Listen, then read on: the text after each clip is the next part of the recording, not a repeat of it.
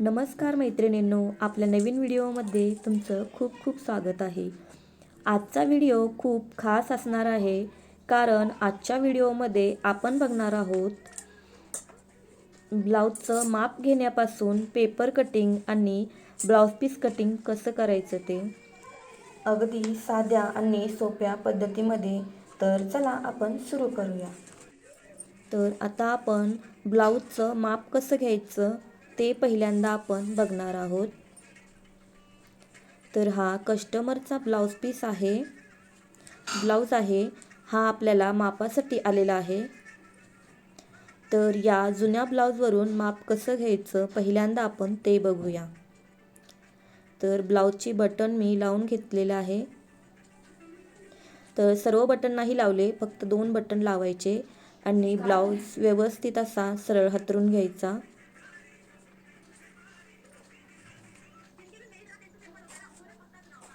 आपण पहिल्यांदा उंची मोजून घेणार आहोत। तर उंची घेताना शोल्डरला जिथे शिलाई केलेली आहे तिथे व्यवस्थित आपल्याला टेप ठेवायचा आहे आणि शोल्डरपासून सरळ असा खाली टेप ठेवायचा आणि आपली उंची किती येत आहे ते बघायचं। तर उंची 14 इंच इतकी आहे। तर आता आपण पूर्ण शोल्डर मोजून घेऊया। तर पूर्ण शोल्डर दोन्ही शोल्डर एकत्र असं मोजायचं आहे। तर ते 11 इंच येत आहे। तर त्याचा हाफ आपल्याला घ्यायचा आहे 5.5 इंच। शोल्डर पट्टी आहे 2.5 इंच। तर इथे आता आपल्याला छाती मोजून घ्यायची आहे। तर छाती ही आपल्याला स्क्रीनवर दिसत आहे त्या पद्धतीने मोजायची आहे। तर छाती आहे 10 इंच, कंबर 9 इंच। तर हा कमरेचा आणि छातीचा चौथा भाग आहे। आता आपण फ्रंट गळा मोजून घेऊया। तर फ्रंट गळा 6 इंच आहे। आता आपण बॅक गळा मोजून घेऊया। तर ब्लाऊज आता आपल्याला व्यवस्थित पलटी करायचं आहे आणि जिथपर्यंत गळ्याचा आकार आहे तिथपर्यंत आपल्याला व्यवस्थित मोजून घ्यायचं आहे। तर 9 इंच इतकं अंतर आहे गळ्याचं। आता आपण बाही लांबी मोजून घेऊया। तर शोल्डरला जिथे आपली बाही अटॅच केलेली आहे तिथून ते आपल्याला सरळ बाहीपर्यंत मोजायचं आहे। 8 इंच इतकी बाही लांबी आहे। आता आपण दंडघेर मोजून घेऊया। तर व्यवस्थित असं दंडघेर आपल्याला मोजून घ्यायचं आहे। 5.5 इंच इतकं दंडघेर आलेलं आहे। तर या पद्धतीने आपल्याला ब्लाऊजचं माप घ्यायचं आहे। तर इथे माप घेऊन आपलं झालेलं आहे। आता आपण जे माप काढलेलं आहे ते मी इथे वहीवरती लिहून घेतलेलं आहे। तर चला तुम्हाला दाखवते। उंची 14 इंच, शोल्डर 5.5 इंच, शोल्डर पट्टी 2.5 इंच, छातीचा चौथा भाग 10 इंच, कमरेचा चौथा भाग 9 इंच, फ्रंट गळा 6 इंच, बॅक गळा 9 इंच, बाही लांबी 8 इंच, दंडघेर 5.5 इंच। तर इथे मी त्याची वाढवलेली मापंसुद्धा घेतलेली आहेत। तर ती या पद्धतीने आहेत, ते स्क्रीनवर तुम्ही बघू शकता। फ्रंट गळा आणि बॅक गळा याच्यामध्ये मी वाढवलेलं नाही, कारण गळा जास्त डीप होऊ शकतो। तर आता आपण या मापावरून पेपर कटिंग करून घेणार आहोत। तर चला आपण आता पेपर कटिंग करूया। तर हे एकामध्ये एक 2 पेपर आहेत, तर ते आपण काढून घेऊया। तर आता हा बंद बाजूचा पेपर आहे। तर 2 बाजू आहेत याला। आता पहिल्यांदा आपण ब्लाऊजची उंची किती आहे ते बघूया। तर उंची 15 इंच आहे। तर 15 वरती आपल्याला पहिल्यांदा असं टिक मार्क करून घ्यायचं आहे। तर 2 ठिकाणी मी टिक मार्क करून घेत आहे, कारण व्यवस्थित सरळ रेष मारता येईल। आणि ब्लाऊजची छाती किती आहे ते आपल्याला बघायचं आहे। तर 12 इंच आहे। तर 12 इंचावरतीही तसेच आपल्याला दोन्ही ठिकाणी टिक मार्क करून घ्यायचं आहे। आता याच्यावरती आपल्याला रेषा ओढून घ्यायच्या आहेत। तर इथे खालच्या बाजूला आपल्याला व्यवस्थित अशी रेष ओढून घ्यायची आहे. आणि आता आपल्याला जिथे आपण छातीसाठी मार्क केलेलं होतं तिथेही आपल्याला व्यवस्थित सरळ रेष ओढून घ्यायची आहे.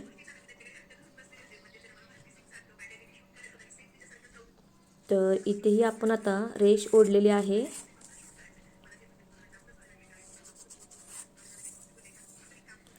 तर हे पहा, स्क्रीनवर तुम्हाला दिसतच असेल. आणि आता आपल्याला उरलेला एक्स्ट्रा पेपर आपल्याला कट करून घ्यायचा आहे.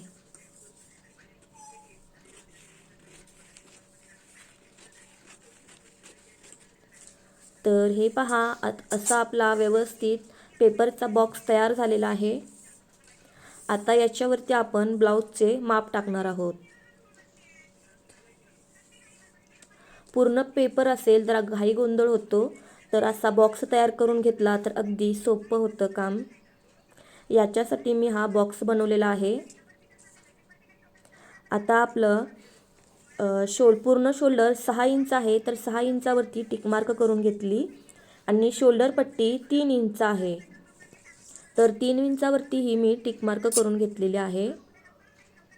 आणि मुंडा आपण 6 इंच ठेवणार आहोत, तर 6 इंचावरती सरळ आपल्याला टेप ठेवून तिथेही आपल्याला ही रेष ओढून घ्यायचे. तर हे पहा, मी परत दाखवते, 6 इंच आणि 3 इंच. तर त्याच पद्धतीने आपण जशा वरती टिक मार्क केलेले आहेत तसंही मुंड्यासाठी आपण जी रेष ओढलेली आहे तिथेही आपल्याला असं टिक मार्क करून घ्यायचं आहे. आणि ते दोन्ही टोक आपल्याला जोडून घ्यायचे. तर इथे दोन्ही टोक आपले जोडून झालेले आहेत. आता इथे आपल्याला अर्धा इंच इतका अंतरावरती टिक मार्क करून ती रेषाही आपल्याला तिथे वरती जोडून घ्यायची आहे. तर हे मी का ओढले आहे ते नंतर तुम्हाला सांगते.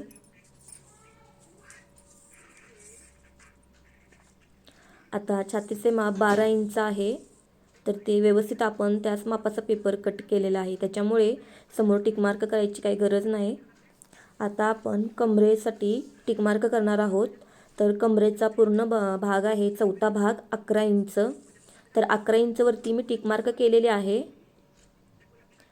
आता आपण ती रेषा जोडून घेऊया. आपण शिलाई मार्जिनमध्ये 2 इंच ॲड केलेलं होतं, तर 2 इंचावरती मी टिक मार्क करत आहे. वरच्याही बाजूला तसंच 2 इंचावरती टिक मार्क करत आहे. काही जण 1.5 इंच किंवा 1 इंच शिलाई मार्जिन ॲड करतात, तर मी शिलाई माया 2 इंच इतकं ॲड करत आहे. कारण शिलाई माया जितकी जास्त असेल तितकं म्हणजे कधी कमी जास्तही आपण करू शकतो. तर आता आपण मुंड्याला आकार देऊया. मुंड्याला आकार देताना 1 इंच आणि 1.5 इंच इतक्या अंतरावरती आपल्याला असं टिक मार्क करून घ्यायचं आहे. आणि हलक्या हाताने व्यवस्थित आपल्याला गोलाकार देत असा आकार द्यायचा आहे मुंड्याचा. आता आतल्या बाजूला आकार देताना जी आपण मगाशी रेष ओढलेली होती याच्या आतूनच घ्यायचा आहे, बाहेर जाऊ द्यायची नाही रेषा. तर इथे मुंड्याचे आकार देखील देऊन झालेले आहेत. आता आपण गळ्याचा आकार देऊया. गळ्याचा आकार देतानाही आपल्याला अर्धा इंच इतक्या अंतरावरती टिक मार्क द्यायची आणि तिथेही आपल्याला गळ्याचा गोलाकार देऊन घ्यायचा. तर इथे गळ्याचा गोलाकार देऊन झालेला आहे. आता आपण योगपट्टी काढूया. तर योगपट्टीसाठी आपल्याला 3 इंच इतक्या अंतरावरती रेष ओढायची आहे आणि तसेच समोरच्या बाजूला 2.5 इंच इतक्या अंतरावर रेष ओढायची आणि हे दोन्ही पॉईंट आपल्याला जोडून घ्यायचे आहेत. तर अशी ही तिरकस रेषा आपली अशी तिरकस योगपट्टी तयार झाली. आता आपण कटोरी काढूया. तर कटोरी मी 6 इंचाची घेतलेली आहे. तर 6 इंचावरती आपल्याला टिक मार्क करून घ्यायचं आणि तसंच सरळ आपल्याला 1.5 इंचावरती सरळ रेष ओढून घ्यायचे आणि वरच्या बाजूला इथे आपल्याला पाव इंच इतक्या अंतरावरती जिथे आपण रेषा ओढलेली आहे तिथून पाव इंचावरती असा आपल्याला गोलाकार देत जिथे आपण 1.5 इंचावरती रेष ओढली होती तिथे नेऊन जोडायचे आहे. तर ही आपली व्यवस्थित कटोरी तयार झाली. आता आपण हा एक्स्ट्रा असलेला पेपर कट करून घेऊया.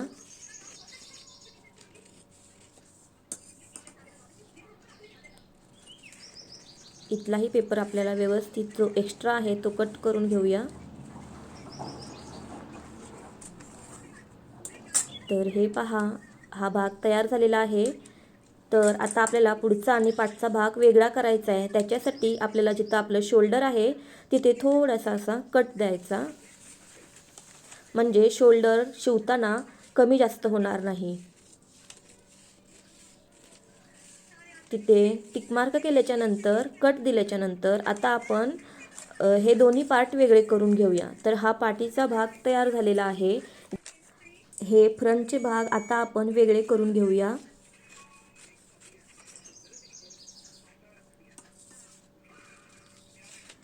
इथेही एक्स्ट्रा असलेला पेपर आपण कट करून काढूया.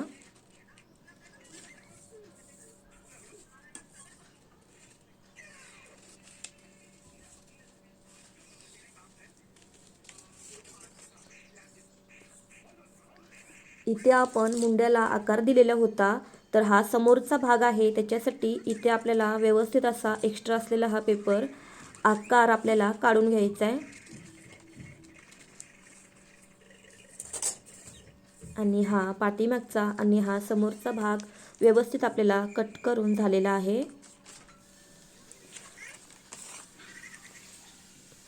कटोरी वाढवायची आहे, तर ते मी आता डायरेक्ट कपड्यावरतीच वाढवणार आहे. आता आपण बाहीसाठी कटिंग करून घेऊया. तर बाहीसाठी हा मी दुसरा पेपर घेतलेला आहे. इथेही आपण जेवढं पाहिजे तेवढाच पेपर आपण कट करून घेऊया. आपली बाहीची उंची 9.5 आहे, तर तितकाच पेपर आपण कट करून घेऊया आणि उरलेला एक्स्ट्रा पेपर आपण बाजूला करून घेऊया. यामुळे आपल्याला पेपर कटिंग करताना सोपं होतं. पेपर मोठा असतो त्याच्यामुळे गोंधळ होत नाही मग. तर इथे मी पेपर वेगळा करून घेतला आहे. आता आपण बाहीची लांबी 9.5 आहे, तर इतकाच पेपर कट करून घेतला आहे. आता आपण 3 इंच वरती टिक मार्क करूया. तर 2 ठिकाणी करत आहे, कारण रेष ओढताना तिरकी ओढली जात नाही.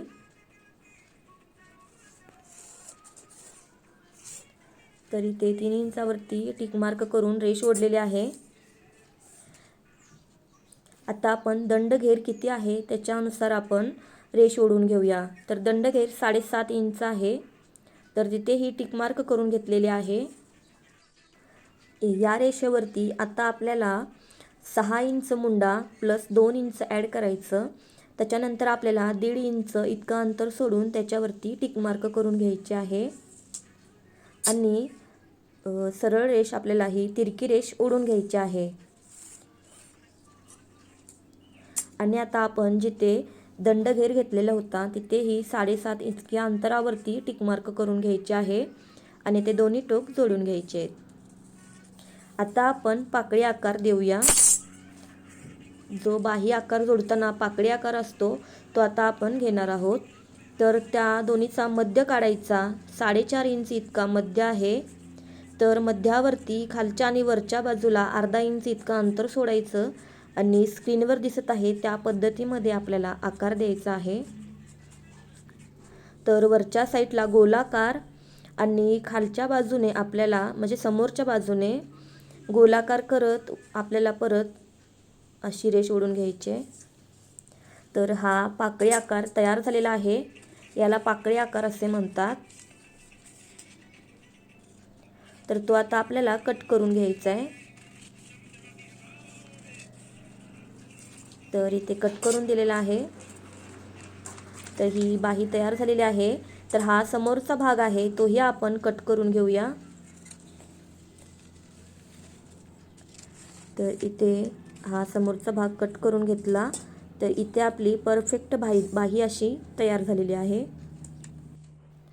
आता आपण या पेपर कटिंगपासून आपला कपडा कटिंग करून घेऊया.